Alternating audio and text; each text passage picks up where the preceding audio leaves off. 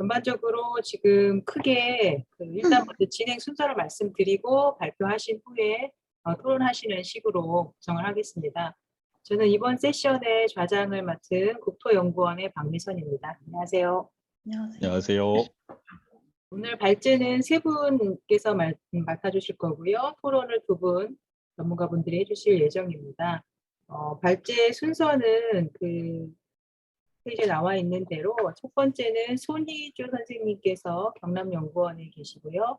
소득 분위별 부담 가능한 주택의 생활 SOC 접근성 분석으로 말씀 주시겠습니다. 반갑습니다. 안녕하세요. 두 번째 발표는 김철민 박사님 리얼툴즈에서 오셨고요. 아파트 실거래가를 활용한 공간 분석 플랫폼 구축과 활용에 대해서 발표해 주시겠습니다. 반갑습니다.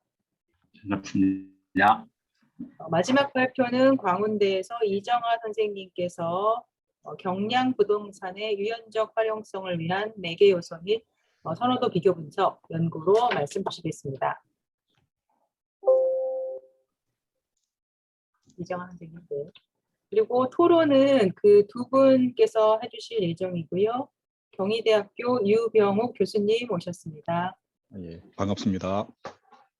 그리고 주택사람연구원의 권영선 박사님께서 토론을 같이 하시겠습니다. 네, 반갑습니다. 안녕하세요. 그러면 진행 순서에 맞추어서 저희가 발제 세 분을 차례대로 듣도록 하겠습니다. 시간은 약 20분 정도로 오늘 준비하신 발표 자료를 공유해 주시면 되겠습니다. 제일 먼저 경남연구원의 손희주 선생님 발표 부탁드립니다. 화면 공유하면 되는 건가요? 네, 잘 나오시나요? 네, 잘 보입니다. 네, 알겠습니다. 발표 시작하도록 하겠습니다. 안녕하십니까. 소득 분위별 부담 가능한 주택의 생활 SOC 접근성을 분석한 손희주입니다. 사례는 다음과 같이 진행할 예정입니다. 도시에는 산업화와 인구 집중화로 인해 다양한 문제들이 발생했습니다. 특히 도시의 공간 구조를 둘러싼 문제가 두드러진다라고 할 수 있습니다. 부산시는 해방과 한국 전쟁으로 수많은 피난민이 이주하면서 무분별하게 거주지를 형성하였고, 이는 거주 공간 불평등 역사에 직접적으로 영향을 미쳤습니다. 또한 1960년대에 들어서면서 더 많은 인구가 일자리를 찾아 도시로 유입되었고, 핵가족화 등 가족 구조의 변화와 더불어 심각한 주택난을 경험하게 되었습니다. 이러한 현상들의 결과로 빈곤 거주지가 고착화되었고, 사회 경제적 지위에 따라서 거주지 분화가 도시 공간의 큰 문제로 대두되기 시작하였습니다. 그러나 주거지라는 것은 거주자의 가치관과 소비 습관, 인적 자본, 그리고 사회적 자본 등을 형성하는 1차적인 장이기 때문에 사회 경제적으로 우위에 있는 집단이 계속해서 더 나은 주거 환경의 혜택을 누린다는 것은 사회 집단 간의 차이를 더더욱 고착화하는 결과를 불러오게 됩니다. 이에 국가는 사회 집단 간의 격차를 완화하고 국민 생활의 복지를 증진하기 위해 공공시설을 공급하고 있습니다. 이러한 정부의 노력은 국민 모두가 기초생활 인프라 최저 기준을 만족하는 공간에서 생활하는, 그러니까 즉 도시의 공간적 형평성이 누구에게나 주어져야 한다라는 것입니다. 이처럼 거주지의 형평성을 위해 노력하는 이유는 주거라는 것이 의식주 중 하나로 거주지의 질이 개인의 삶의 질에 막대한 영향을 미치기 때문입니다. 하지만 주택이라는 것은 물리적으로 그 위치가 고정이 되어 있기 때문에 공간적인 형평성을 이루기에는 무리가 따른다고 할 수 있습니다. 이에 본 연구는 소득에 따라서 누릴 수 있는 주거 환경의 질의 차이가 있는지를 확인하고자 하였습니다. 먼저 도시 서비스의 공간적 형평성에 대한 개념을 설명드리도록 하겠습니다. 이는 형평성이라는 개념이 공간적으로 확장된 것으로 개별 공간의 지리적, 사회 경제적 요인들을 고려해 공정하게 배분되었을 때 공간적 형평성이 있다라고 말할 수 있습니다. 이러한 관점에서 도시의 서비스는 도시민의 기본적인 권리이기 때문에 정부 및 공공기관은 모든 국민에게 공정하게 도시 서비스를 제공하도록 노력하고 있습니다. 즉 국가가 기초생활 인프라 최저 기준의 개정안을 공고한 이유는 지역이나 사회적 계층 간의 형평성 있는 이용을 담보하고자 함으로 이해할 수 있습니다. 주택 부담 능력의 개념과 측정 방법에 대해서 말씀드리겠습니다. 주택 부담 능력이라는 것은 자신의 소득 중에서 지나치지 않은 비용으로 일정 수준 이상의 주택에서 거주할 수 있음을 의미합니다. 이를 측정하기 위해서 PIR 등 여러 지표들이 존재하였지만 최근 들어 그 지표들에 대한 의문이 제기되고 있습니다. 그 이유는 주택이라는 것이 2018년 기준으로 약 2.4억 원으로 고가의 자산이기 때문에 가구의 소득만으로 이것을 부담하기에는 무리가 따르고 대출 상환 능력도 함께 고려해야 한다는 점입니다. 이러한 관점에서 도입된 것이 이제 주택 구입 부담 지수입니다. 즉 K-하이라는 지수가 100을 넘어서게 되면 중간 수준의 주택을 구입을 하는데 중간 이상의 소득이 있어야 하고, 다시 말해 중간 정도의 소득을 가진 가구는 주택을 구입하기에 부담이 있다라는 것을 뜻합니다. 본 연구에서는 이 지수를 활용을 해서 연구를 진행하였습니다. 주택 부담 능력에 대한 잠시만요.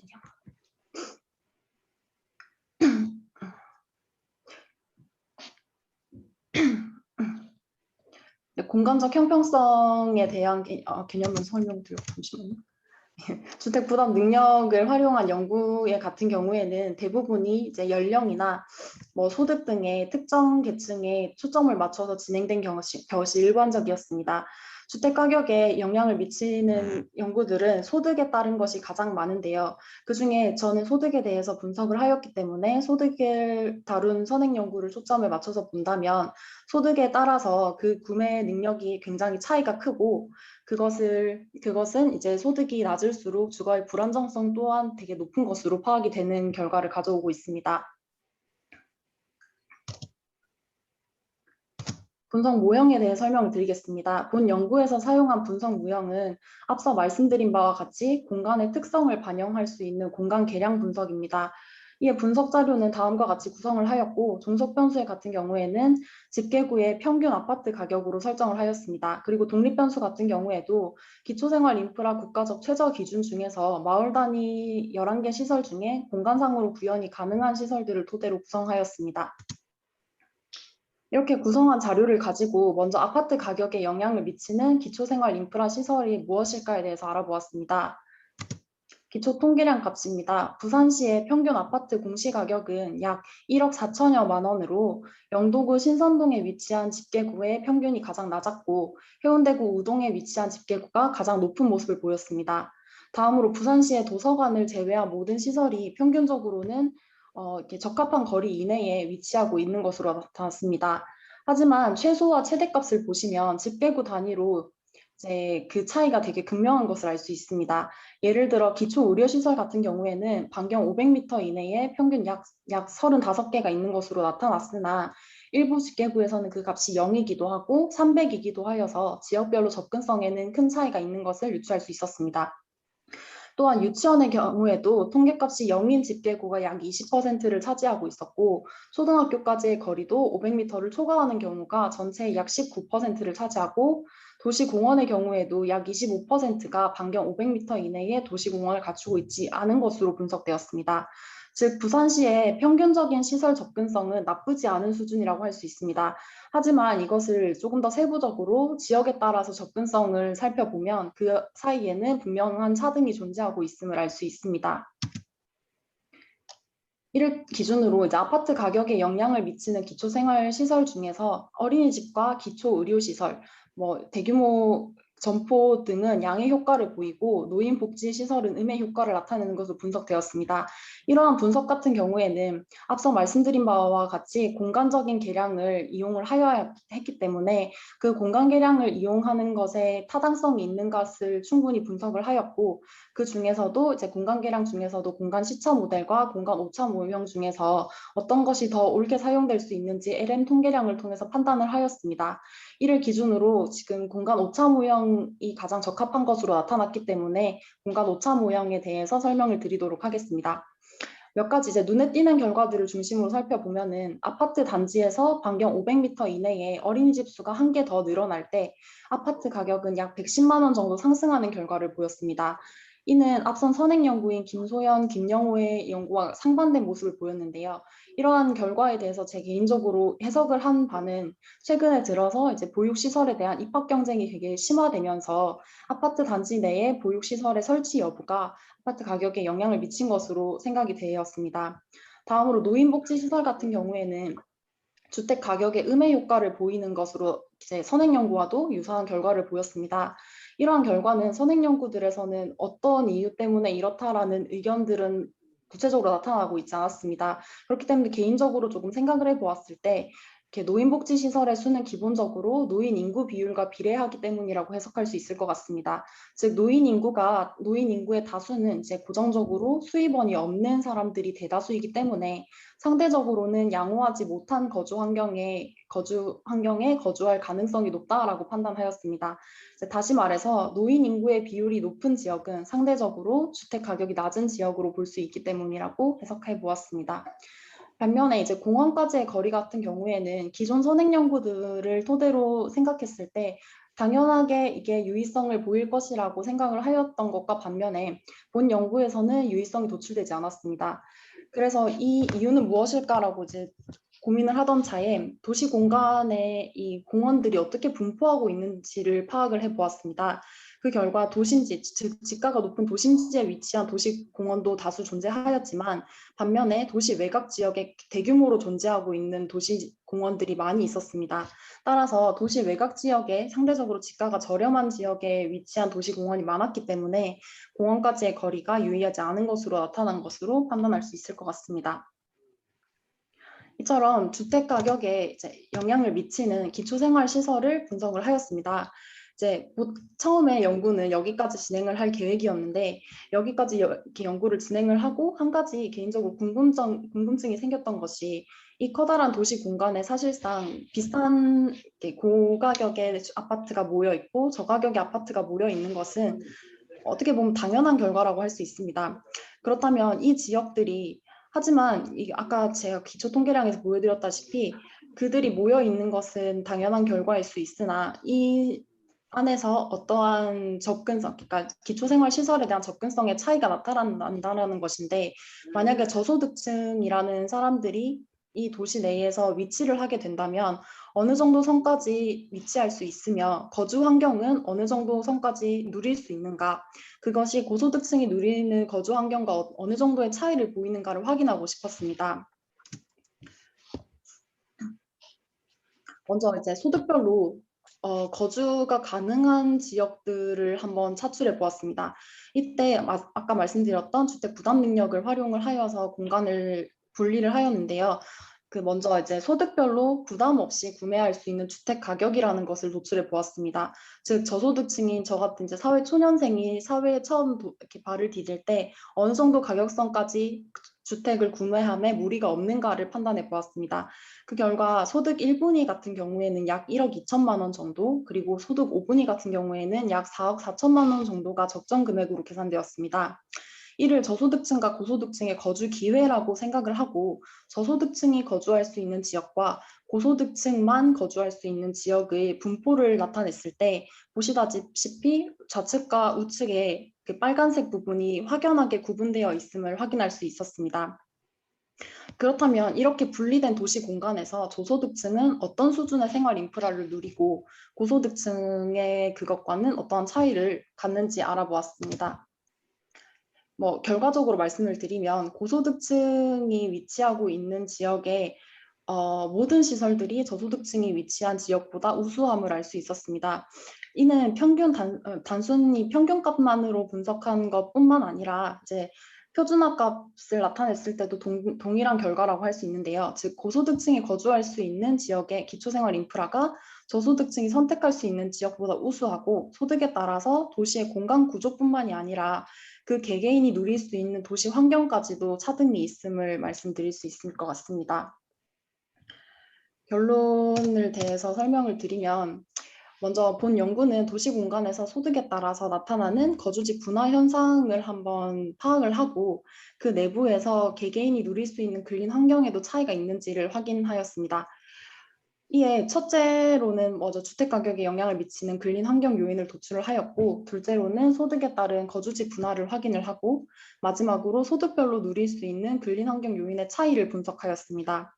소득에 따라 개개인이 누리는 근린 환경의 차이라는 것은 사실상 너무 당연한 결과라고도 말씀드릴 수 있긴 하지만 주택 가격에 영향을 미치는 요인을 평면적인 것이 아니라 접근성의 측면에서 한 번 더 접근했다라는 점과 이를 저소득층이 선택할 수 있는 지역과 고소득층만 선택할 수 있는 지역으로 구분해서 공간의 분화를 표현했다라는 점과 정부가 모든 도시민의 삶의 질을 향상하기 위해 공급하고 있는 기초생활 인프라 서비스가 모두에게 동등하지 않음을 한 번 더 밝혔다라는 점에서 이게 의미가 있다라고 생각이 됩니다. 또한 추후에 기초생활 인프라 시설 공급에 있어 형평성을 높일 수 있는 기초 자료로 활용될 수 있지 않을까라는 생각이 됩니다. 이상입니다. 감사합니다. 발표 잘 들었습니다.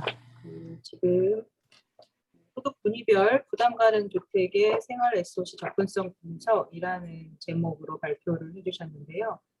아파트 부담 가능한 주택보다는 아파트를 조금 더 포커싱을 하셨었고, 그리고 SOC 생활 SOC 접근을 일부의 편의시설에 대한 아파트 중심으로부터의 거리로 측정을 해서 접근성을 좀 말씀을 해주셨네요. 네. 잘 들었고요. 그 다음에 이제 두 번째 발표 듣겠습니다. 두 번째는 리얼툴즈의 김철민 박사님께서 아파트 실거래가를 활용한 공간 분석 플랫폼 구축과 활용이라는 제목으로 준비를 해주셨습니다. 발표는 뭐 한 20분 정도 여유 있게 해주시면 될 것 같습니다. 부탁드립니다.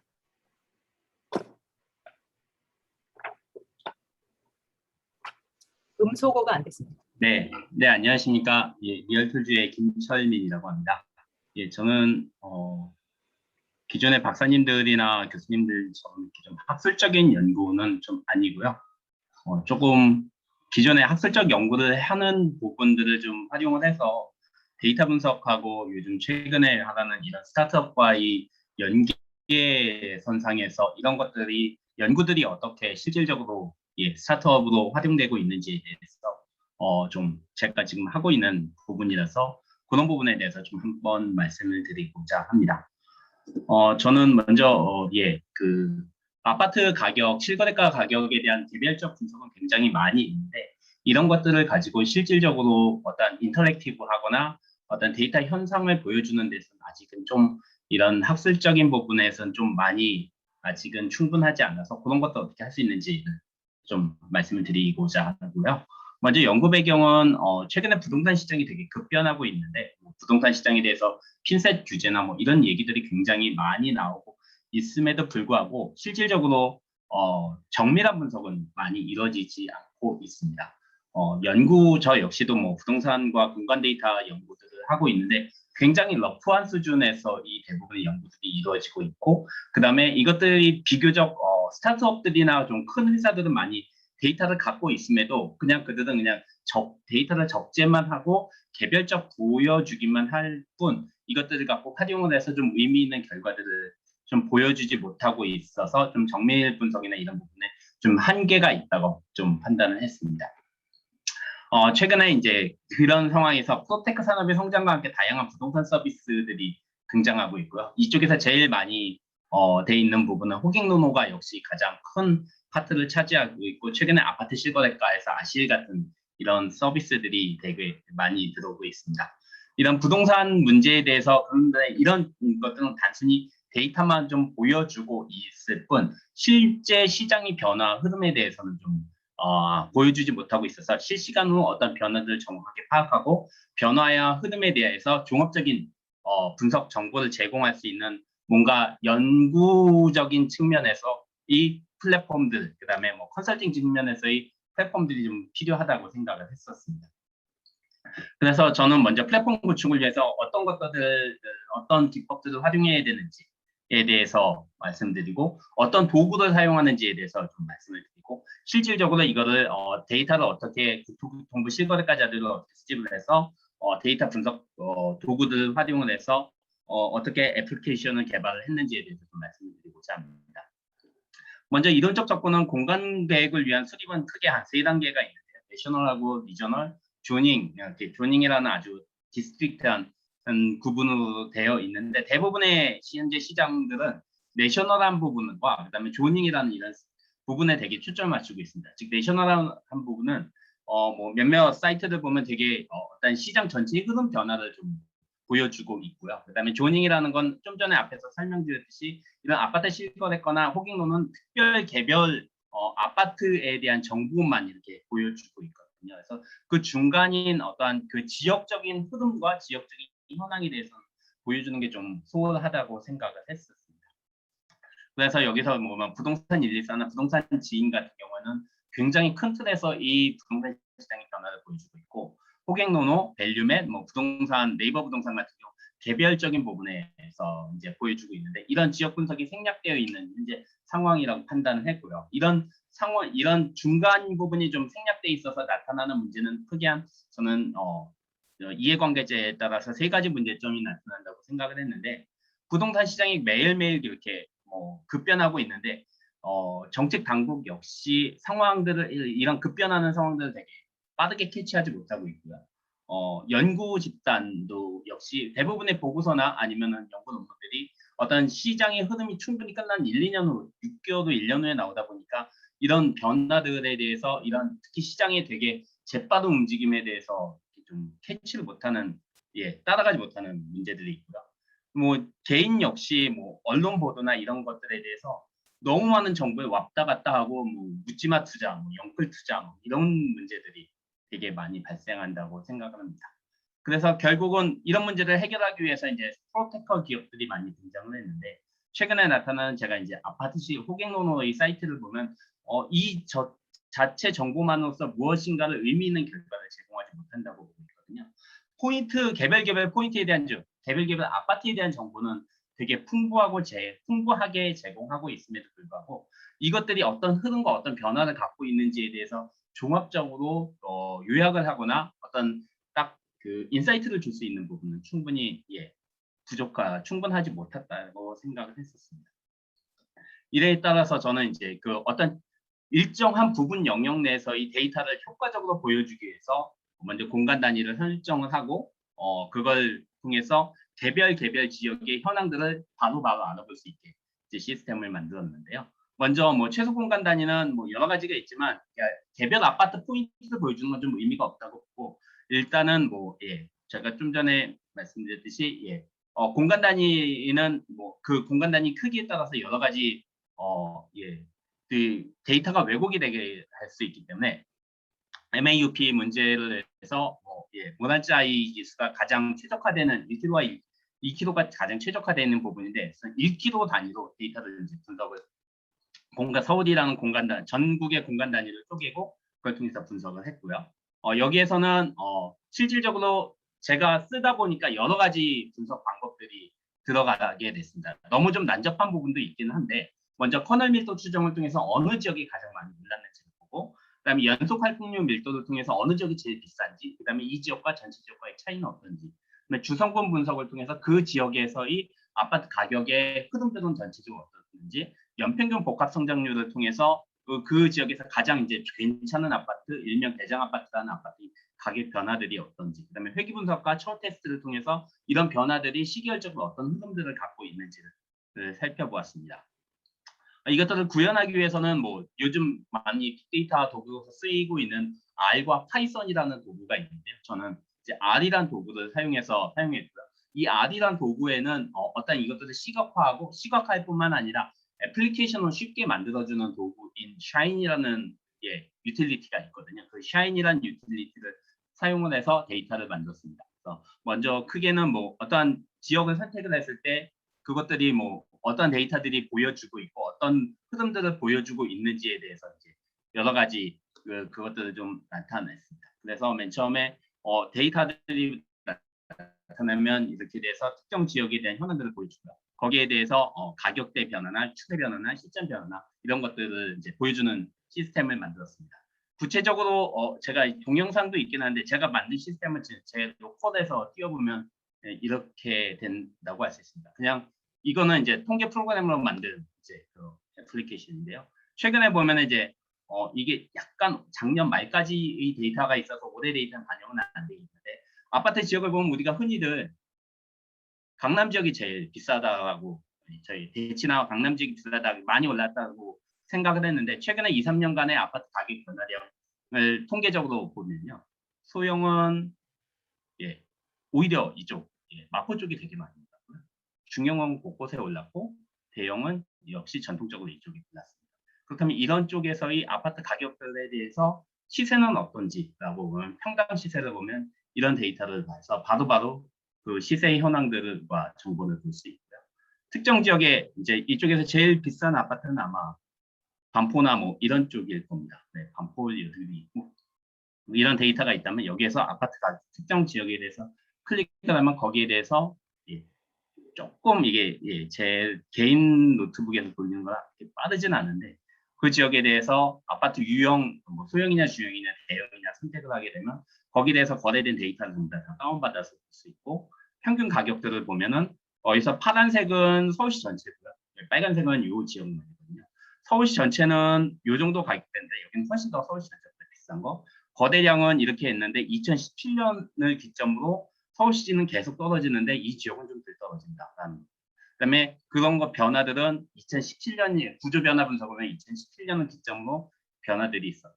가격대 변화는 이제 이거는 평당이 아니라 아파트 한 채당입니다. 중형 아파트는 서울시 전체는 1년에 한 6,900만 원 정도가 오르는데 여기서는 요 선택된 요 블럭은 2억 2천 정도가 1년에 오르고 있다라는 이런 변화들을 보고 있고요.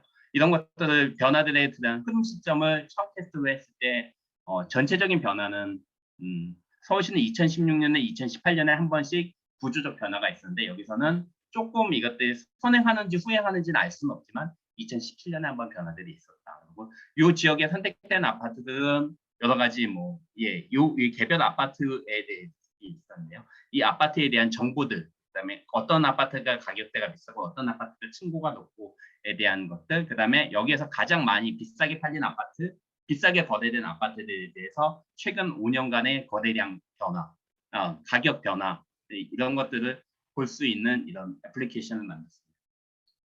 이걸 통해서 이제 단순히 서울시뿐만 아니라 이제 전국을 지금 다 같이 해서 연구자들이 함께 쓰거나 아니면은 뭐 관련된 전문가들이 함께 공유할 수 있는 이런 애플리케이션을 만드는 데 초점을 맞췄고요. 그래서 뭐 기존에 이제 솔루션과는 호갱론을 아실과 그거는 좀 다른 분야 그 애플리케이션을 만드는데 좀 초점을 맞췄습니다. 그래서 실질적으로는 이걸 갖고 저는 작년에 이제 예비 창업 패키지로서 창업 지원을 5천만 원을 받았고요. 그래서 그걸 갖고 애플리케이션을 만들었기는 합니다. 그 만든 애플리케이션을 잠깐 보여드리자면 여기 홈페이지에 나와 있는데요. 네, 똑같은 거긴 한데 조금 이제 상업용이 되다 보니까 제가 만든 개인용 애플리케이션은 뭐 끼케야 3, 4명 정도밖에 접속을 못합니다. 서버가 제 개인 노트북에서 돌려서 감당을 못하는데 얘 같은 경우에는 뭐 AWS나 이런 클라우드에다 올리고 거기에다가 상업용 DB나 뭐 그런 것들을 올리는 바람에 경기로 돼 있네요. 자, 서울로 옮겨서 그러면 서울에서 최근에 20평에서 40평대에서 가장 저희가 아직 계속 수정하는 작업들이 계속 있어서 조금 불안한 부분이 있습니다. 이 지역의 아파트를 클릭을 하면 이 지역의 아파트에 대한 정보들이 쭉 나올 수 있겠고요. 거기에 대해서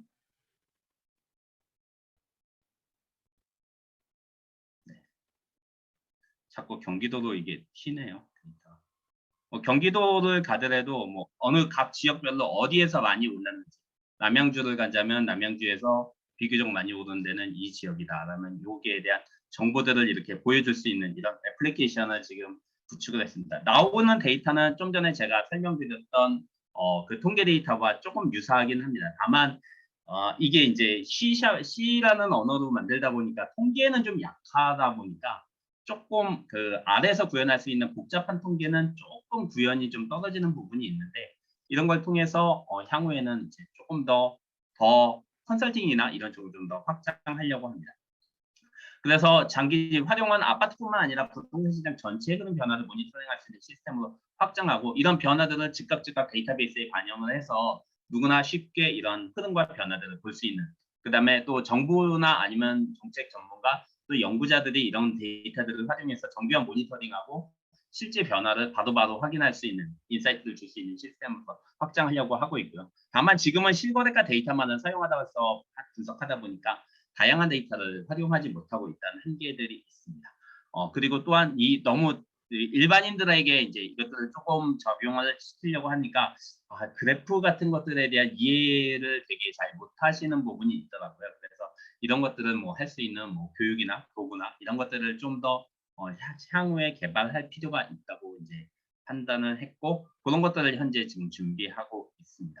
그다지 제 발표는 학술적이진 않지만 최근에 이제 스타트업이나 아니면 최근에 데이터 분석이 공간 데이터 분석이 이런 쪽으로도 굉장히 많이 흐름이 있거든요. 뭐 R이나 파이썬 같은 경우는 과거에는 어떠한 시각화에 한 2, 3년 전까지는 시각화에 초점을 맞췄다면 요즘은 다 애플리케이션 쪽으로 다 넘어갔습니다. 그래서 그런 쪽을 되게 강조하고 그런 쪽에 지금 미국의 학회는 아니고 이런 커뮤니티 움직임들이 굉장히 많이 일어나고 있어서 이런 것들을 한번 소개해드리고 한번 같이 보여드리는 차원에서 한번 네, 이야기 오늘 발표를 했습니다. 네, 오늘 발표 이상입니다.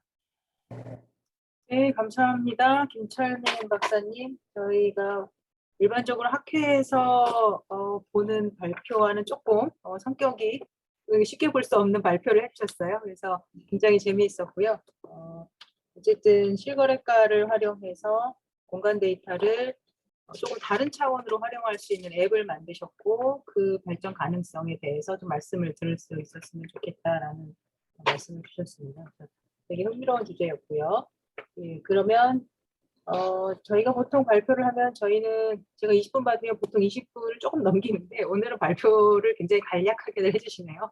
밤이라 그러신 것 같기도 하고. 네, 어쨌든 세 번째 마지막 발표 듣겠습니다. 광운대학교 이정환 선생님께서 경량 부동산의 유연적 활용성을 위한 4개 요소 및 선호도 비교 분석에 대해 말씀 주시겠습니다.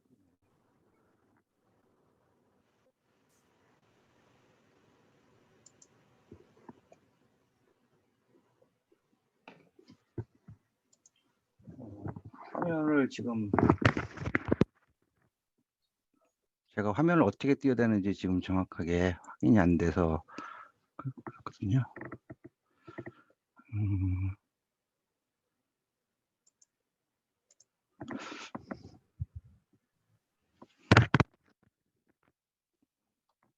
네, 안녕하십니까. 저는 광운대학교 도시계획 부동산학과 박사과정의 이정하입니다. 제가 발표해드릴 논문의 제목은 경량 부동산의 유연적 활용성을 위한 4개 요소 및 선호도 비교 분석이 되겠습니다. 거기에서는 컨테이너 하우징을 중심으로 연구를 진행하였습니다. 발표 순서는 서론과 선행연구 검토, 그다음에 연구의 차별성 검토. 죄송합니다만 화면 공유를 한번 눌러주시겠어요? 잠시만요. 화면이 공유가 안 돼 있는 것 같고요. 화면 공유, 네, 음소거 비디오 준비 옆에 화면 공유가 있고요. 네네. 네, 거기 클릭하셔서 네, 맞습니다. 거기서 화면 띄우시면 됩니다. 네, 죄송합니다. 경량부동산의 유연적 활용성을 위한 매개 요소 및 선호도 비교 분석에 대해서 발표를 하도록 하겠습니다. 발표 순서는 앞서 설명드렸던 대로 서론, 그 다음에 선행연구 검토 및 연구의 차별성과 그 다음에 이론적 고찰, 사례 분석, 실증 분석, 결론 순으로 발표를 하도록 하겠습니다. 서론이 되겠습니다. 연구의 배경이 목적이 되겠습니다. 현재 부동산에 있어서는 고가의 건축물에서 탈피한 모듈러 건축이 기존 경직성 부동산의 대체적으로 부각이 되고 있습니다. 그리고 최근에는 모듈러 건축과 유사한 컨테이너를 이용한 건축이 새로운 공간 기능으로서의 주목을 받고 있습니다.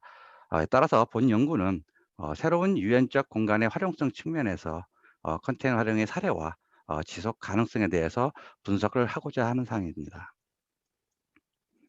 연구의 범위 방법에 대해서 말씀을 드리겠습니다. 본 연구는 컨테이너의 원칙적 활용이 아닌 상업, 공공문화, 숙박, 거주 등 다양한 기능 중에서 특히 주거를 목적으로 하는 컨테이너 하우징을 연구의 대상으로 선정을 하였고요. 현재 우리나라에서는 컨테이너를 주거용으로 개발하고 또한 실제 거주하는 사례가 극히 미약하고 또한 대중적이지 못하기 때문에 여기에 대한 연구의 한계는 있지만은 컨테이너 건축물에 대한 관심과 구성 요소를 추출하여서 연구를 진행하였습니다. 연구의 방법으로 보시면은 경량 부동산으로서의 컨테이너 건축물에 대한 유연적 활용 방안을 모색하기 위해서 현재는 집단적이지 않고 개별적으로 입지하고 있는 주거용 컨테이너의 활용 건축물에 대해서 건축적 측면이라든가 디자인 측면, 계획 입장 측면으로 구분하여서 변수를 도출하고 그다음에 설문 조사를 통해서 주거의 기능으로서의 확장 가능성을 제시하고자 하였습니다. 정량적 측면에서 보게 되면은 매개요소 도출을 위한 탐색 과정과 이를 통해서 예비 변수의 적합성을 검증을 하였고 설문조사는 총 155부를 활용을 하였습니다. 여기에 따라서 요인 분석과 다중 회귀 분석 그리고 로지스틱 회귀 분석을 실시하였습니다. 선행 연구 검토 및 연구의 차별성에 대해서 발표를 하겠습니다. 먼저 선행 연구가 되겠습니다. 컨테이너 건축물의 기능적 그리고 구조적 유연성에 대한 선행 연구와 변수는 표에서 보시는 바와 같습니다. 옆에 보시는 변수에서 보신 것처럼 컨테이너의 원형적인 그 특징에 대한 것들, 가변성, 이동성, 모듈성, 그다음에 친환경성 이런 것들 위주로 선행 연구가 검토되어진 것을 보실 수가 있습니다. 두 번째입니다. 컨테이너 건축물의 평면, 유형, 그리고 또 배치에 대한 선행 연구 논문이 되겠습니다. 보시는 것처럼 내부적인 모듈성과 확장성, 그다음에 가변성들을 앞서 설명드렸던 내용들하고 유사한 것들이 많이 있습니다. 세 번째가 되겠습니다. 컨테이너 건축물의 지속적 사용 가능성에 대한 선행 연구와 변수에 대해서는 보시는 표와 같습니다. 본 연구의 차별성이 되겠습니다. 앞서 설명드렸던 선행 연구들에서는 주로 컨테이너의 원형적 활용성에 초점을 맞춰져 있고 또한 건축적 요소, 그다음 디자인적 요소 등을 대상으로 해서 컨테이너를 활용한 건축물의 구성 요소가 무엇인지를 도출하고자 하는 것이 주를 이루고 있습니다. 근데 다만 개별 입지 또는 집단 입지에 대한 우리가 도시계획적인 측면에서의 접근 방법은 내포하고 있지 않은 한계를 가지고 있습니다. 따라서 본 연구는 기존의 건축적, 디자인적 측면에서의 컨테이너 하우징에 대해서 더하여서 계획 입지 가능성을 추가 고려하여서 향후 부담 가능한 경량 부동산으로서의 활용성에 대해서 파악하고자 하는 사항이 되겠습니다. 이론적 고찰에 되겠습니다. 첫 번째로는 컨테이너 등장의 국내의 활용이 되겠습니다. 컨테이너는 1920년대 유럽에서 사용하기 시작한 물류 기능을 중심으로 하기 위한 하나의 수단으로서 이용되고 있던 사항이 되겠습니다. 최근에는 다양한 마감 재료 개발과 디자인의 등장으로써 개인주택뿐만 아니라 복합주택에도 적용되고 있는 그런 현황이 되겠고요. 국내의 활용을 보시게 되면은 우리나라는 1970년대 시작으로 컨테이너가 화물 운송용으로 주로 쓰였으나 80년대를 지나면서는 그 아파트 신축 건설 붐으로 인해서 현장 사무실용으로 가설 건축물로 본격적으로 쓰이기 시작을 하였습니다. 다만 여기서 보시는 것처럼 컨테이너 건축에 대한 별도의 현행 법규가 규정되어 있기 않기 때문에 또한 국내 관련 법규로는 주로 콘크리트 구조 등의 건축물에 집중하여 만들어진 법규이기 때문에 이런 컨테이너 건축과 같은 경량 구조 또는 특수한 경우에 적용하기는 한계를 보이고 있는 실정이 되겠습니다. 컨테이너 건축의 개념과 컨테이너 규격에 대해서 설명드리도록 하겠습니다. 컨테이너 건축의 개념을 보시면은 컨테이너 건축은 공업화 건축이 하나로 화물 운송과 보관에 사용되는 컨테이너를 주요 골조로 하여 건물 형태로 구축한 것을 말합니다. 본래 목적의 컨테이너라는 것은 적재하기 위한 물품을 적재하기 위한 용적을 지니고 있어서 건축적으로는 외부와 내부를 경계짓는 모듈의 역할을 하고자 한다고 말씀드릴 수가 있습니다. 컨테이너의 규격을 보시면은 그 국제 표준화 규격에서 이렇게 정해 놓고 있습니다. 그래서 우리가 쉽게 얘기하는 죄송합니다.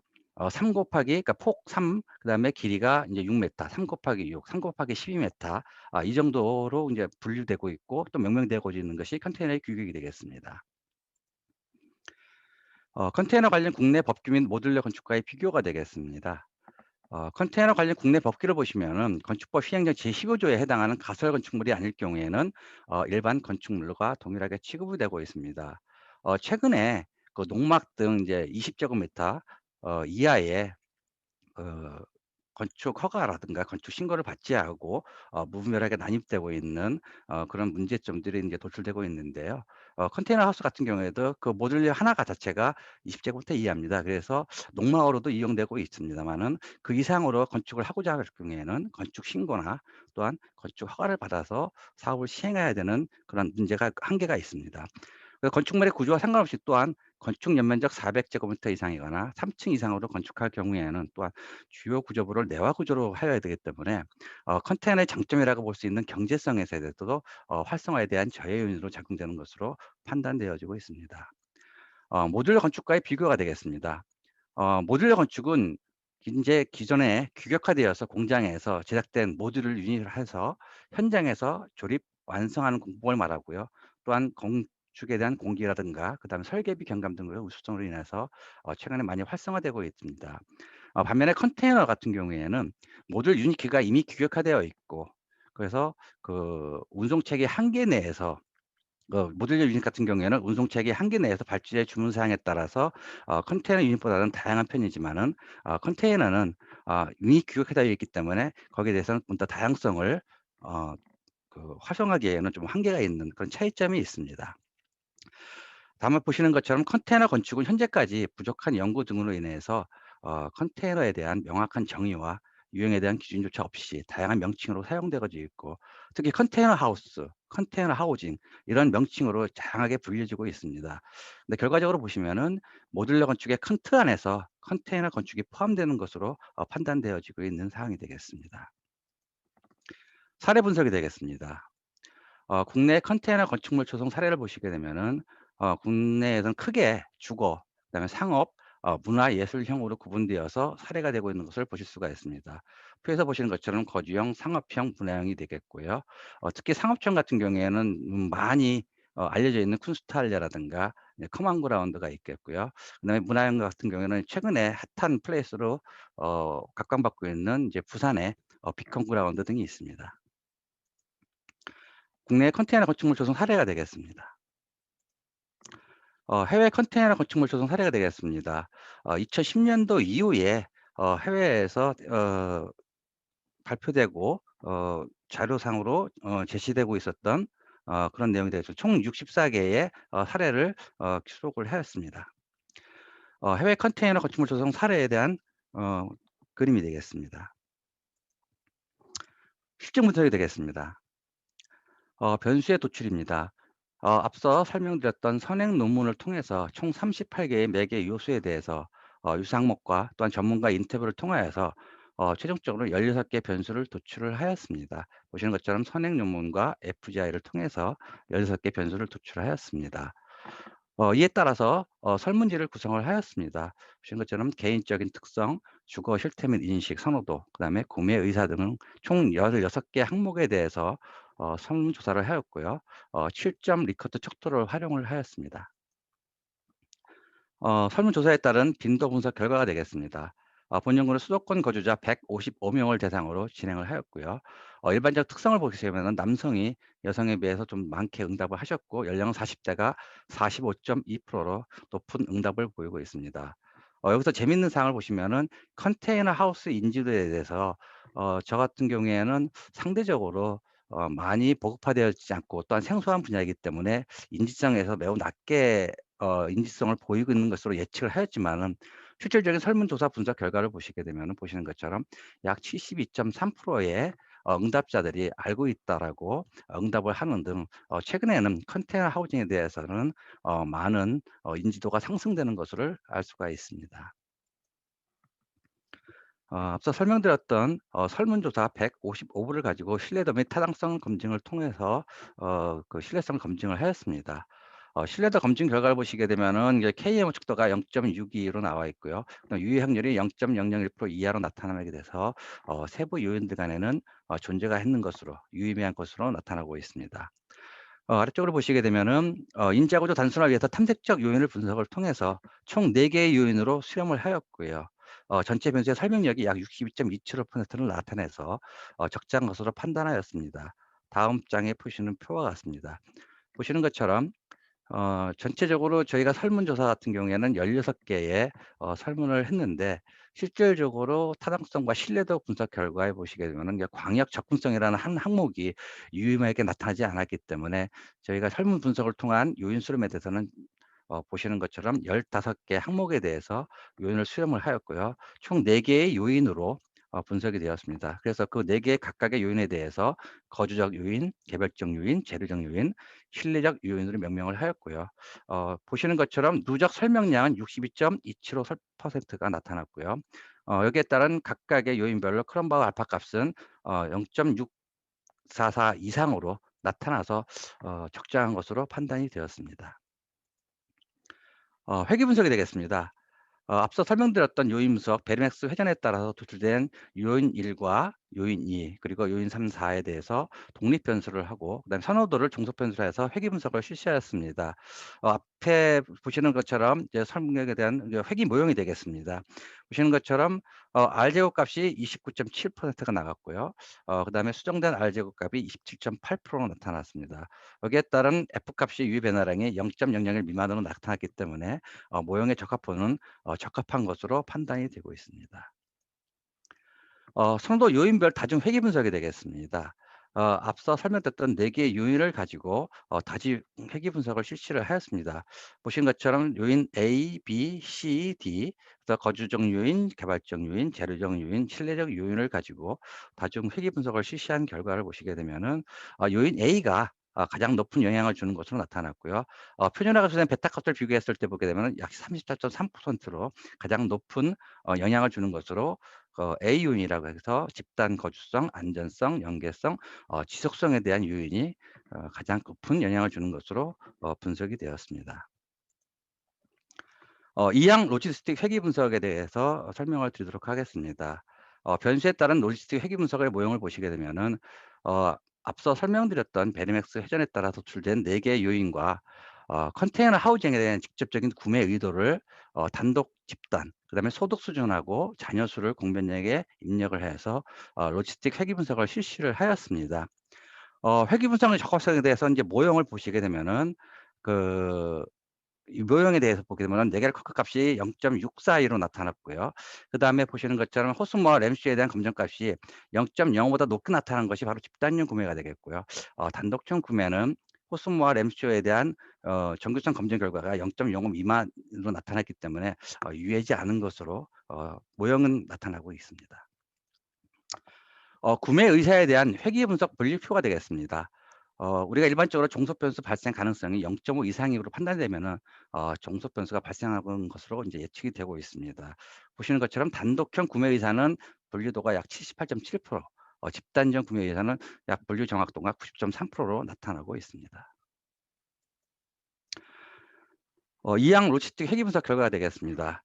표에서 보시는 것처럼 단독형 구매에 대해서는 유효 확률 값이 유의하지 않은 것으로 대부분 나타나고 있지만 반면에 집단형 구매에 대해서는 익스포넨셜 값 자체가 높게 나타나는 것이 있습니다. 보시는 것처럼 요인 A에 대해서는 익스포넨셜 값이 약 1.872로 나타나서 상대적으로 보게 되면은 이제 단독형 구매보다는 집단형 구매에서 구매를 안 한다를 기준으로 봤을 때 구매한다는 것이 한다는 응답자들이 약 1.872배 정도 높게 나타나고 있고요. 더해서 보시는 것처럼 7천만 원 이상의 고소득층에 대해서는 구매를 안 하는 데에 대비해서 약 익스포넨셜 값이 18%, 그러니까 18배 이상 높게 나타나는 것을 알 수가 있습니다. 그리고 재밌는 것은 자녀가 1명보다는 자녀가 2명이 있는 것이 자녀가 없는 사람들보다는 익스포넨셜 값이 높게 나타나고 있는 결과를 보여주고 있습니다. 결론이 되겠습니다. 전체적으로 컨테이너 하우즈에 대한 인지도가 앞서 설명드렸던 대로 이제 낮을 것으로 예측되었었는데 실질적으로는 높게 나타나고 있는 결과를 보이고 있고요. 다만 이에 반해서 구매 의사는 약 25% 내외로 나타나서 요인별 선호도와 구매 효과에 대해서는 한계가 있는 것으로 분석이 되고 있습니다. 그리고 이제 단독형과 집단형 컨테이너 하우징 구매 의사를 기준으로 중요도 요인을 분석한 결과가 집단 간의 차이가 없는 것으로 분석이 되어서 분석 결과는 수록되지 않았고요.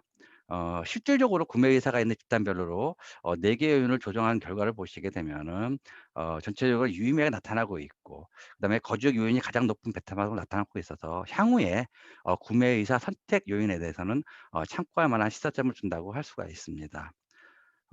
그리고 보시는 것처럼 구매 의사 선택 요인과 단독형, 집단형 컨테이너 하우징 선택 그룹, 그리고 소득별 집단, 자녀 수를 가지고 로지스틱 회계 분석을 실시한 결과에 대해서 보시는 것처럼 단독형 컨테이너 하우징 의뢰 의사에서는 유의미한 차이가 없으나 집단형 컨테이너 하우징에 대한 구매 의사 입장에서는 소득이 높을수록 구매 의도가 높아지고 또한 거주적 요인이 상대적으로 높은 영향을 좀 나타나고 있습니다. 이는 소득 수준이 낮은 집단에 비해서 고소득층 계층이 기존 거주 공간 이외에 별장 등 세컨 하우징에 대한 지불 능력과 관심도의 상승이 그 한 이유가 아닐까 이렇게 조심스럽게 판단이 되고 있습니다. 분석 결과에 대해서 도표로 나타낸 그림이 되겠습니다. 단독형 선물에 대해서는 별도 관심 없음이 대부분을 차지하고 있지만은 집단형 구매 선호 그룹에 대해서는 거주적 요인에 대해서는 거주적 요인에 대한 요인 A, 그다음에 소득 수준은 7천만 원 이상, 자녀 수 2명 이상일 경우에는 집단형 선호 그룹에서 상당히 높은 관심도를 나타내고 있는 그런 표가 되겠습니다. 결론이 되겠습니다. 최근 부동산에 있어서 고가의 건축물에서 탈피한 모듈러 건축이 기존 경직성 부동산의 대체 기능으로 주목받고 있고요. 또한 새로운 공간 기능으로서 많이 주목을 받고 있습니다. 이러한 시기에 컨테이너 활용에 대한 관심은 최근에 다양한 사례를 통하여 많이 부각되고 있고 특히 유튜브라든가 매체를 통해서 최근에 많은 노출 빈도를 보이고 있습니다. 다만 이에 대한 연구는 부족한 실정으로서 경량 부동산으로서의 공간 구성 요소와 선호도에 대해서 연구가 따르면서는 차별적이라고 할 수 있습니다. 이제 컨테이너 하우징과 비슷한 모듈러 주택, 또한 농막 주택, 조립식 주택과 차별되고 또한 단독 입지나 집단적 입지에 따른 공간적 선호 요인을 분석함으로써 향후에 거주 공간수의 컨테이너 활용성에 대한 선택적 다양성을 제공하는 데는 본 논문이 의의가 있을 것으로 판단이 되고 있습니다. 앞으로 컨테이너 같은 경우에는 최근에 활용이 주거, 상업, 문화, 공공기능으로 다변화되고 있는 시대적 흐름에 있어서 전원의 조용함을 즐기고자 하는 부류, 그다음에 커뮤니티가 공유되는 집단형 컨테이너 하우징에 대한 선호도가 있음을 본 연구를 통해 알게 되었기 때문에 향후에 유연적 부동산으로서의 기술적 한계를 넘어서 보급 활성화와 사업적 측면에서도 매력적인 상품으로 거듭날 수 있기를 일조를 하기를 기대하고 있습니다. 이상으로 발표를 마치도록 하겠습니다. 감사합니다. 네, 고맙습니다. 발표 잘 들었습니다. 네네. 그리고 재밌는 주제로 발표를 주셨어요. 그래서 사실 저는 처음에 제목을 받고 경량 부동산이 무엇인가 하고 사실 한참 고민을 했는데 컨테이너 하우징을 말씀을 해주셨고 제가 몇 년 전에 해외에서 컨테이너 하우징 관련된 연구와 관련된 제의가 있어서 궁금했던 차였는데 기존에 있던 우리나라의 관련 연구들, 사례들을 또 풍부히 정리를 해주신 것 같습니다. 그리고 설문조사를 하신 후에 요인 분석, 회계 분석 등을 통해서 원하시는 몇 가지 요인들을 좀 도출을 해주셨고요. 근데 요인을 좀 검증을 해주셨습니다. 이렇게 세 분 오늘 발표 다 잘 들었고요. 그러면 저희가 뭐 이 세션이 길지 않기 때문에 그냥 브레이크 없이 바로 토론으로 넘어가는 게 좋겠습니다. 그래서 지금 토론은 두 분이 맡아주실 예정인데 두 분께서 오늘 발표하신 세 분의 그 논문에 대해서 각각 한꺼번에 다 하시기엔 주제가 너무 달라서 아마 모두 다 따로따로 코멘트를 조금씩 주셔야 될 것 같습니다. 예, 그래서 저희가 여유가 좀 있어서 한 7, 8분, 거의 뭐 10분 정도 하신다 생각하시면 충분하실 것 같고요. 토론 말씀 들은 이후에 발표자들께서 이에 대해서 간단히 답변을 하시는 시간을 갖도록 하겠습니다. 그러면 브로셔에 나와 있는 순서대로 유병욱 교수님 먼저 말씀 주시고 권영선 박사님 두 번째로 하시는 걸로 하겠습니다. 예, 안녕하세요. 세 분 발제자분들 수고 많으셨습니다. 저희 주제인 토지, 주택, 부동산 분야가 최근에 가장 핫 이슈, 관심 주제인 것 같습니다. 최근 4년간 서울을 비롯해서 전국의 아파트 가격이 기록적으로 상승했습니다. 정부가 30여 차례의 부동산 대책을 제시했는데도 불구하고 관련 문제가 제대로 해결되지 않고 있는데요. 최근 통계를 좀 살펴봤더니 한국부동산원의 월간 주택가격 동향조사 통계에 따르면 전국의 집값이 2017년 5월부터 지난달까지 4년 동안 약 10.75%가 올랐고요. 주택 유형별로는 아파트가 12.01%, 단독주택이 12.34% 정도 상승했습니다. 지역별로는 서울이 15.39% 상승했고요. 수도권 전체는 17% 상승했습니다. 지방은 세종시가 47.5%로 전국 최고 상승률을 기록했고, 대전이 32%, 대구가 17% 해서 전체적으로 5.36% 정도가 올랐습니다. 정부 통계가 높고요. 민간 조사 기관인 KB국민은행 통계에 따르면 지난 4년 동안 서울의 집값이 34.95%가 올랐습니다. 정부 승인 통계인 부동산 조사원의 결과보다 2배 이상 올랐는데요. 이렇게 부동산 가격 안정이 최우선 정책 과제인 상황에서 세 분의 발제가 많은 정책적인 시사점을 준다고 생각이 됩니다.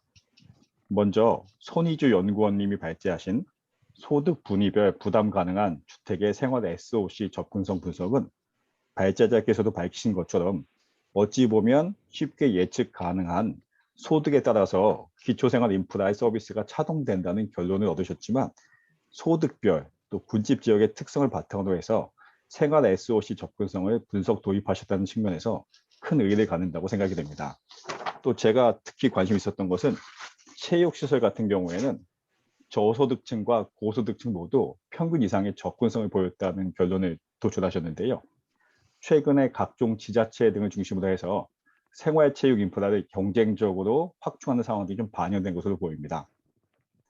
병원 10개를 짓는 것보다 생활체육시설 하나를 건립하는 것이 국민 건강 증진에 더 도움이 된다, 이런 이야기도 있는데, 체육시설의 경우에는 소득 격차에 따른 차이가 없다거나 적다는 것은 국민 건강 증진 측면에서도 아주 바람직해 보이고, 향후 생활 SOC 시설 계획에 있어서 유용한 자료가 될 것이라고 기대가 됩니다.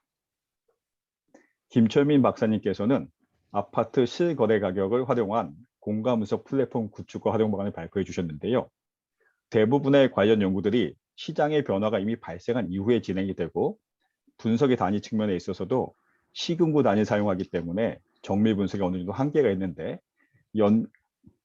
또 이러한 연구와 분석에서 이용할 수 있는 공간 분석 기능이 부족해서 정부의 정책이나 관련 연구들이 급변하는 시장 변화의 흐름을 따라가지 못한 상황에서 부동산 시장의 변화를 실시간으로 파악하고 종합적인 정보를 제공하는 플랫폼에 대한 좋은 비전을 제시해 주셨다고 생각이 됩니다. 플랫폼과 관련해서 한 가지 궁금한 게 있는데, 14페이지에 보면 플랫폼 구축의 구성과 관련해서 급등 지역은 최근 3년의 기간으로 하셨고, 평당 평균 가격은 기간을 최근 1년을 한다고 이렇게 예시가 되어 있는데요.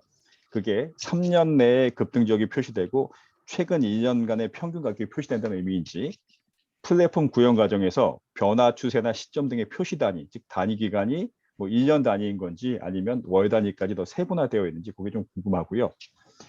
예비 창업 패키지 지원사로도 이렇게 구축하신 플랫폼인데, 이 향후 부동산 관련 연구나 컨설팅, 스타트업, 또 정부의 부동산 정책 수립 등에서 아주 유용한 도구로 활용될 것이라고 기대가 됩니다. 이정화 선생님께서 발제하신 컨테이너 하우징을 중심으로 한 경량 부동산의 유연적 활용성을 위한 매개 요소 및 선호도 비교 분석은 은퇴자들의 귀농, 특히 귀농은 하지 않더라도 귀향 인구가 계속 증가하는 추세에 있는데요. 도심의 비싼 주택에 대한 대안으로서 수도권 외곽과 자연환경이 좋은 지역에 대한 소규모와 저렴한 비용의 매집 짓기 트렌드가 많이 확산되는 시점에 있어서 주거와 숙박은 물론 또 향후 컨테이너 하우징이 상업이나 공공, 문화 등 다양한 분야에서 활용하는 데 유용한 자료가 될 것이라고 좀 판단이 되고 기대가 됩니다. 최근 고가의 건축물에서 탈피해서 모듈러 건축이 기존의 경직성 부동산의 대체 기능으로 많은 주목을 받고 있고요.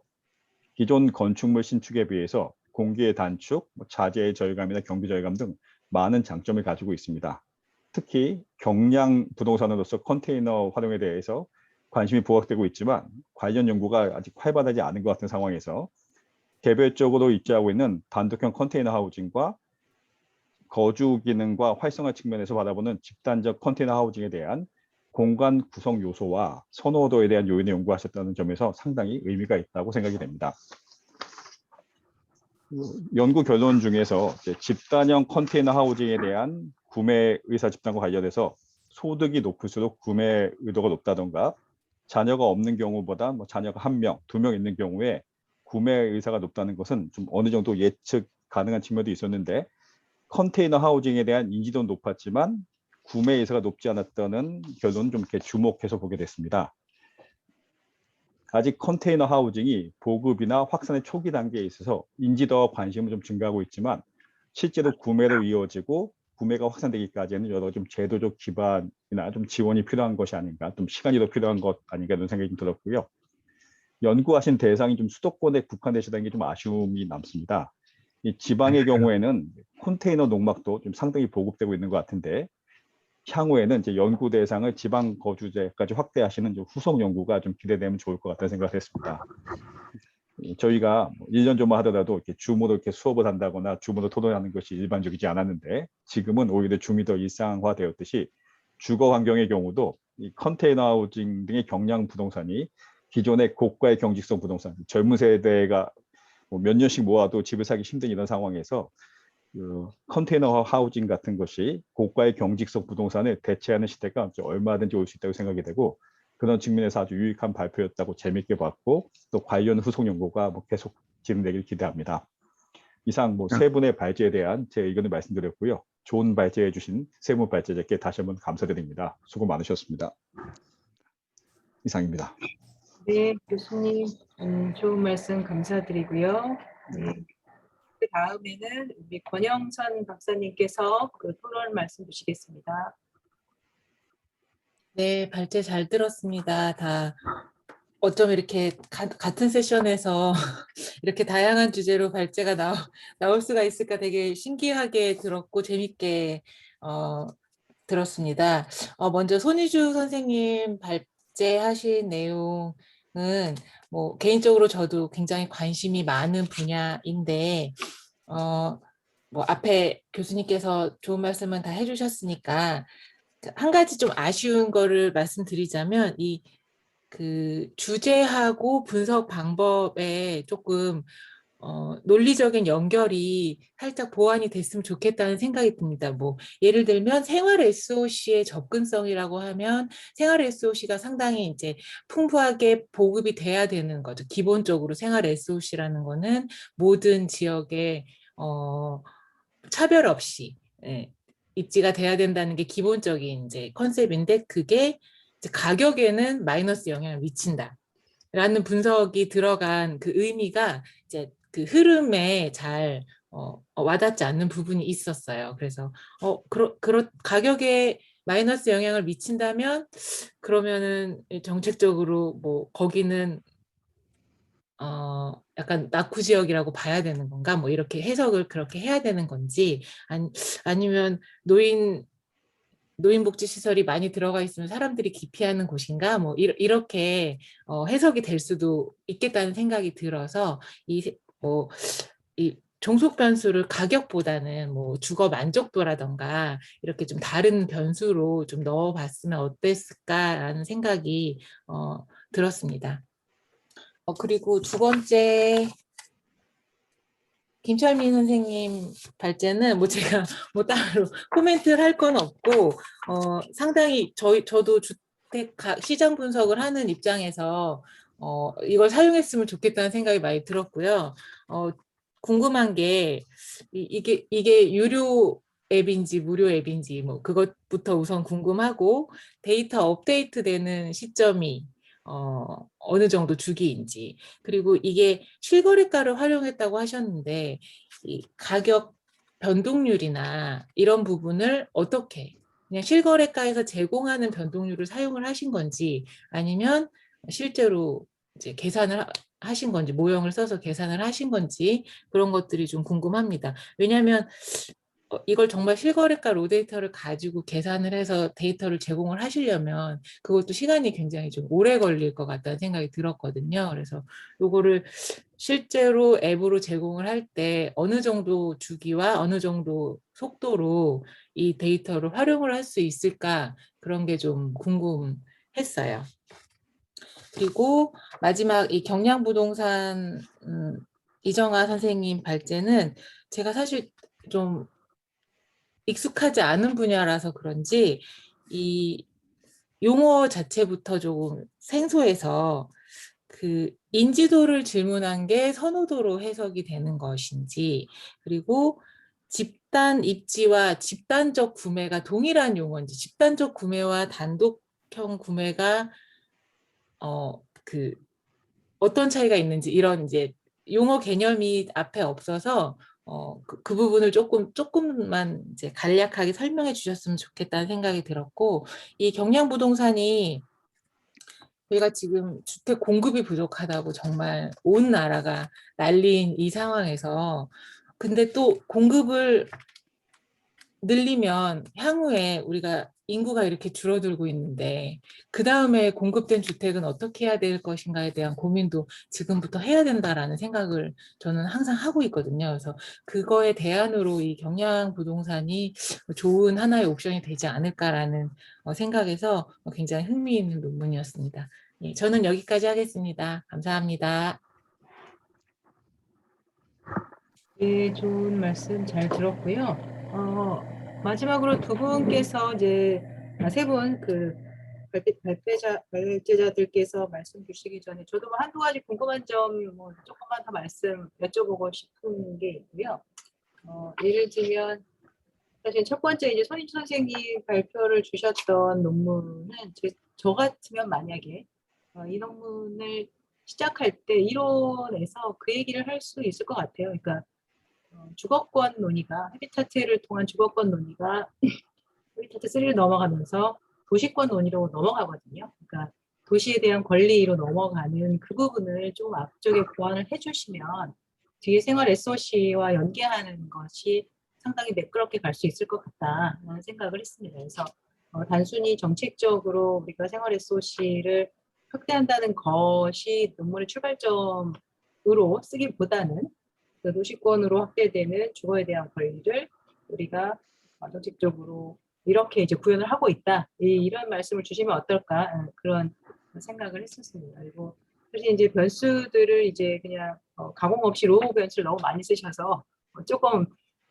여러 번에 살짝 조금 더 연습을 조금 더 많이 하시면 더 재미있는 결과가 나오지 않을까라는 생각을 했었습니다. 그래서 왜냐하면 이제 아파트라는 것이 워낙에 기본적으로 갖춰야 되는 인구 세대수당 편의시설이 있기 때문에 그거를 이제 거르지 않은 상태로 아파트로부터의 거리를 통해서 변수를 만드는 것은 일단 1차적으로 이제 필요하지만 2차적으로는 사실은 이제 원래 갖춰야 되는 그런 주민 편의시설을 좀 통제를 해주셨으면 좋겠고, 저는 사실은 이 논문을 더 확대를 해서 아파트가 아닌 단독 다가구 연립주택 같이 실제로 생활 SOC를 갖춰야 하는 곳이 얼마나 안 갖춰줬는지를 보는 것이 훨씬 더 재미있을 것이다. 그게 정책적인 임플리케이션을 더 많이 줄 것이다 라는 생각을 했습니다.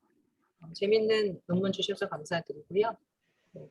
그리고 이제 김철민 선생님께서도 그 지금 나오고 있는 데이터들의 공간적인 단위 이슈 등을 이제 말씀 주셔서 사실 저도 이런 이슈에 관심이 좀 있어서 저는 이제 읍면동 단위로 그 주거비 부담을 조금 뽑아보고 100m 격자 단위로 또 현재 좀 만들어 보고 했었거든요. 근데 여기서는 공간 단위 지금 1km 정도, 1km 바이 1km로 하셔서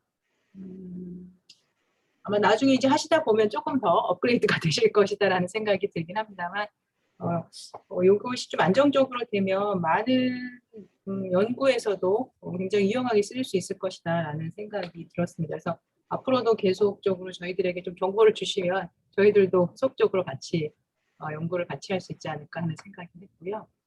그리고 이제 마지막으로 저희 경량 컨테이너 주셨던 이창원 선생님 되게 재미있었고 사실은 해외에서는 사실 생각보다 우리는 지금 그 세컨하우스로서의 관심을 갖지만 오히려 난민들이 많이 유입되는 원래 이제 베네수엘라에서 난민이 엄청나게 많이 콜롬비아로 넘어가면서 그쪽에서 유입되는 난민들을 위한 긴급 주거지 조성에 사실 컨테이너 하우스를 좀 사용을 해보려고 했었거든요. 그래서 그때 제가 처음 이제 관심을 갖고 보게 되었었는데 그 유럽에서 도입된 거랑은 또 전혀 다른 용도의 컨테이너 하우징의 그 목적들이어서 우리나라에서도 사실 이런 연구들이 이루어지는지를 잘 몰랐었기 때문에 저는 되게 이제 반갑게 봤고요. 그래서 앞으로도 좀 지속적으로 좀 관심을 갖고 볼 예정입니다. 네, 그러면 저는 여기까지 말씀을 드리고 마지막으로 세 분 발표하신 분들께서 코멘트 또는 이제 저희가 들었던 말씀에 대해서 간략하게 말씀 주시고 마치도록 하겠습니다. 순서대로 하시죠. 네, 저희 발표하신 순서대로 말씀 주시면 되겠습니다. 네, 감사합니다. 그 주신 의견들 다 잘 메모했고요. 그 말씀해 주셨던 부분들이 이제 공통적으로 이제 논리적인 부분들이 많이 약하다라는 부분인데, 뭐 한 가지 변명을 하자면 이게 처음에는 이제 아파트 가격에 영향을 미치는 생활 SOC 시설들이 무엇이 있겠느냐에서 출발한 연구였었습니다.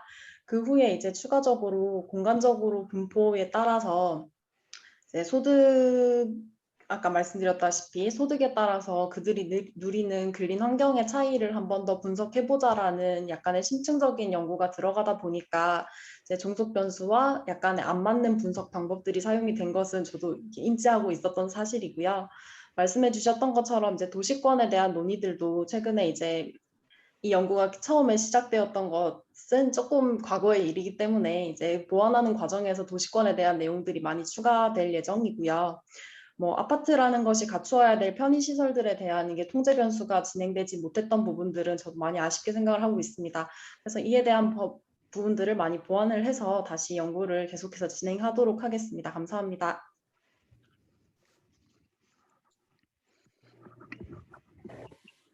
김철민 선생님.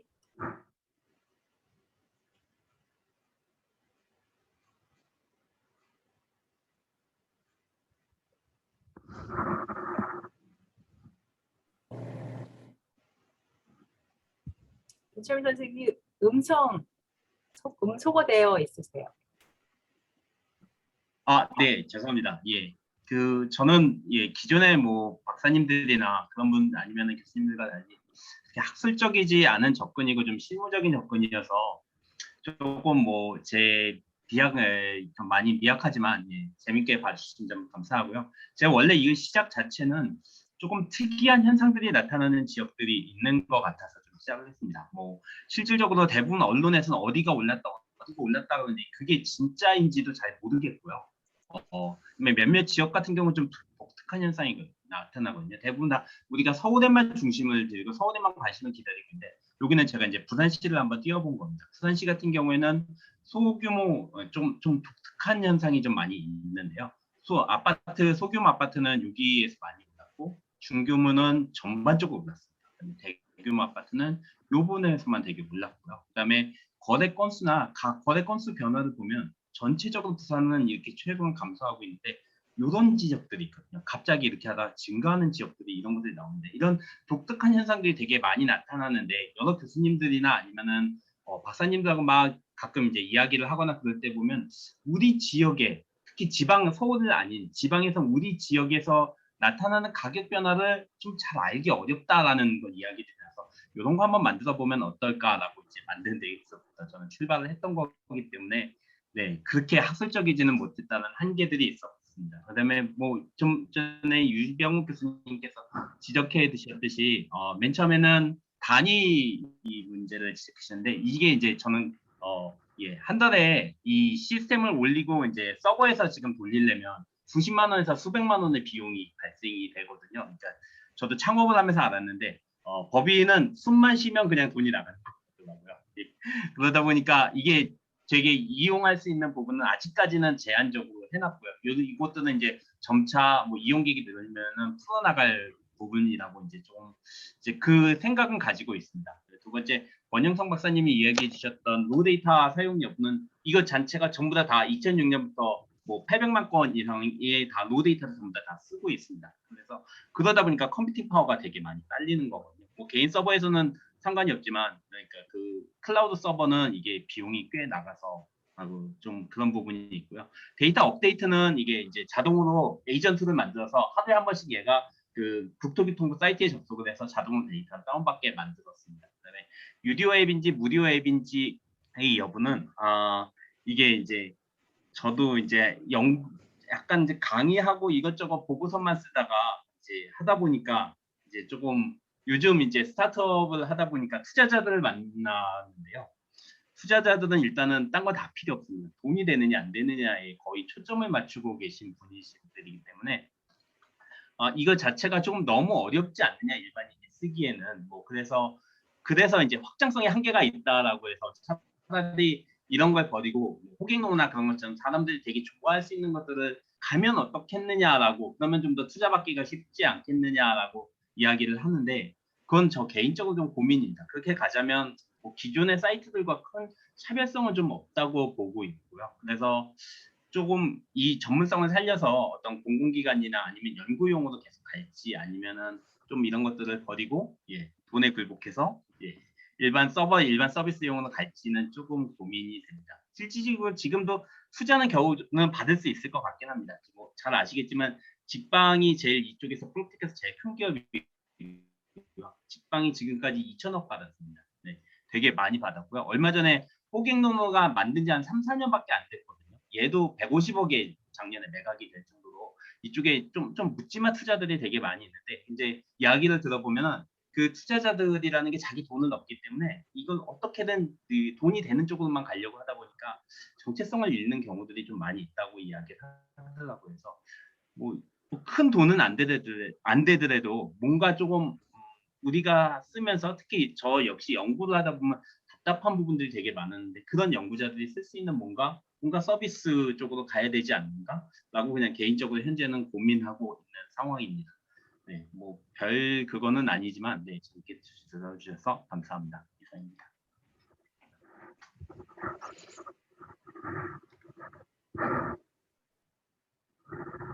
마지막 이정환 선생님. 네네. 앞서 저에게 이제 말씀 주셨던 고견들 가슴 깊이 좀 받아들이고 앞으로 연구하는 데 있어서 많은 도움이 되는 것으로 지금 생각이 되고 있어서 오늘 좀 참여를 한 것에 대해서 굉장히 기분 좋게 생각을 하고 있고 또 영광으로 생각을 하고 있습니다.